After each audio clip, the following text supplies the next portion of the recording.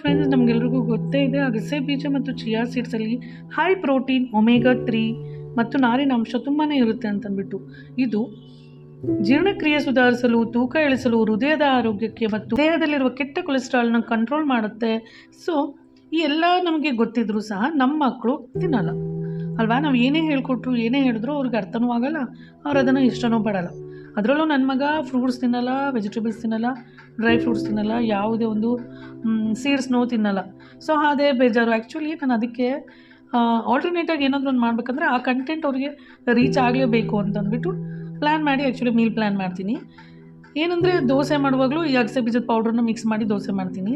ಅದು ಬಿಟ್ಟರೆ ಒಂದು ಸರಿ ಚಪಾತಿ ಮಾಡುವಾಗಲೂ ಅಗಸೆ ಬೀಜ ಪೌಡ್ರ್ ಹಾಕ್ತೀನಿ. ಸಮ್ಟೈಮ್ಸ್ ಅಟ್ಲೀಸ್ಟ್ ಒಂದು ವೀಕ್ಲಿ 3 ಡೇಸಲ್ಲಿ ನಾರ್ಮಲ್ ಚಪಾತಿ ಬದಲು ಈ ರೀತಿ ಅಗಸೆ ಬೀಜ ಮತ್ತು ಚಿಯಾ ಸೀಡ್ಸ್ ಪೌಡರ್ ಮಾಡಿಕೊಂಡು ಅದನ್ನು ಒಂದು ಗೋಧಿ ಹಿಟ್ಟಿಗೆ ಮಿಕ್ಸ್ ಮಾಡ್ಕೊತೀನಿ. ಆ್ಯಕ್ಚುಲಿ ಇವೆರಡೂ ಸೀಡ್ಸು ಸ್ವಲ್ಪ ನೀರನ್ನು ಹೀರ್ಕೊಳ್ಳುತ್ತೆ, ಹಾಗಾಗಿ ಹಿಟ್ಟನ್ನು ಮೃದುವಾಗಿ ಮತ್ತು ಸುಲಭವಾಗಿ ಹೊಂದಿಕೊಳ್ಳುತ್ತೆ. ಸೊ ಏನೂ ಪ್ರಾಬ್ಲಮ್ ಆಗಲ್ಲ. ಸ್ವಲ್ಪ ಬೆಚ್ಚಗಿರುವಂಥ ನೀರಿನಲ್ಲಿ ಮಿಕ್ಸ್ ಮಾಡ್ತಾ ಹೋಗಬೇಕು. ಸೊ ನಾನು ಆಗಲೇ ಹುರಿದು ಫ್ರೆಶ್ ಆಗಿ ಪೌಡ್ರ್ ಮಾಡ್ಕೊಂಡಿರ್ತೀನಿ, ಮತ್ತು ಸ್ಟೋರ್ ಏನೂ ಮಾಡ್ಲಿಕ್ಕೆ ಹೋಗಲ್ಲ. ಸ್ವಲ್ಪ ಚಿಟಿಕೆಯಷ್ಟು ಉಪ್ಪು ಹಾಕ್ಬಿಟ್ಟು ಅದನ್ನು ಕಲಿಸ್ತಾ ಹೋಗಬೇಕು. ಬಿಲೆಗಳ ಉಂಡೆ ಮಾಡಿಕೊಂಡು ಬಿಲೆಗಳ ಥರ ಮಾಡಿಕೊಂಡು ನಾರ್ಮಲ್ ನಾವು ಚಪಾತಿ ಮಾಡ್ತೀವಲ್ಲ ಆ ರೀತಿ ಮಾಡಿದ್ರೆ ಆಯಿತು. ಆ್ಯಕ್ಚುಲಿ ಈ ಒಂದು ಮಿಶ್ರಣ ಏನು ಚಪಾತಿ ಮಾಡಿಕೊಡ್ತೀವಿ ಮೆದುಳಿನ ಬೆಳವಣಿಗೆಗೆ ಸಹಕಾರಿಯಾಗಿರುತ್ತೆ. ಯಾಕಂದರೆ ಒಮೆಗಾ 3 ಆ್ಯಸಿಡ್ಸು ತುಂಬಾ ಒಂದು ಯಥೇಚ್ಛವಾಗಿರುತ್ತೆ ಅಗಸೆ ಬೀಜದಲ್ಲಿ. ಸೊ ಇದರಿಂದ ಒಂದು ಮೆದುಳಿನ ಬೆಳವಣಿಗೆ ಮತ್ತು ನೆನಪಿನ ಶಕ್ತಿ ಜಾಸ್ತಿ ಆಗುತ್ತೆ. ಇನ್ನು ರೋಗ ನಿರೋಧಕ ಶಕ್ತಿ ಅಷ್ಟೇ ಸಾಕಷ್ಟು ಯಥೇಚ್ಛಾಗುತ್ತೆ. ಜೀರ್ಣಕ್ರಿಯೆಯನ್ನು ಸುಧಾರಿಸುತ್ತೆ. ಮತ್ತು ಯಾಕಂದರೆ ಫೈಬರ್ ಇರೋದ್ರಿಂದ ಮಲಬದ್ಧತೆ ಸಮಸ್ಯೆಗಳು, ಜೀರ್ಣಕ್ರಿಯೆಗಳು ಉತ್ತಮಗೊಳ್ಳುತ್ತೆ. ಮತ್ತು ಎಲುಬುಗಳನ್ನು ಅಂದರೆ ಕ್ಯಾಲ್ಶಿಯಂ, ಮೆಗ್ನೀಷಿಯಂ, ಫಾಸ್ಫರಸ್ ಇಷ್ಟು ಆ ಒಂದು ಸೀಡ್ಸಿಂದ ನಮಗೆ ಸಿಗುತ್ತೆ. ಮತ್ತು ಅದರಿಂದ ಎಲುಬುಗಳನ್ನು ಸಹ ಅದು ಬಲಪಡಿಸುತ್ತೆ. ಮತ್ತು ಹೋಲ್ ಡೇ ಅವರಿಗೆ ಒಂದು ಸಾಕಷ್ಟು ಎನರ್ಜೆಟಿಕ್ ಪ್ರೋಟೀನ್ ಕಂಟೆಂಟ್ ಮತ್ತು ಆರೋಗ್ಯಕರ ಕೊಬ್ಬಿನಾಂಶಗಳು ಮಕ್ಕಳಿಗೆ ದೀರ್ಘಕಾಲ ಶಕ್ತಿ ಕೊಡುತ್ತೆ ಅಂತ ಹೇಳ್ಬೋದು. ಇದೊಂದು ಪೌಷ್ಟಿಕ ಆಹಾರವಾಗಿದ್ದು ನೀವು ವಾರದಲ್ಲಿ ಅಟ್ಲೀಸ್ಟ್ 3 to 4 ಡೇಸ್ ನೀವು ಈ ರೀತಿ ಮಾಡ್ಕೊಳ್ಳೋದು ತುಂಬಾ ಒಳ್ಳೆಯದು. ನಮಗೆಲ್ಲರಿಗೂ ಗೊತ್ತೇ ಇದೆ ಬಿಳಿ ಎಳ್ಳು ಸಾಕಷ್ಟು ಕ್ಯಾಲ್ಶಿಯಂ ಮತ್ತು ಮೆಗ್ನೀಷಿಯಂನ ಹೊಂದಿರುತ್ತೆ.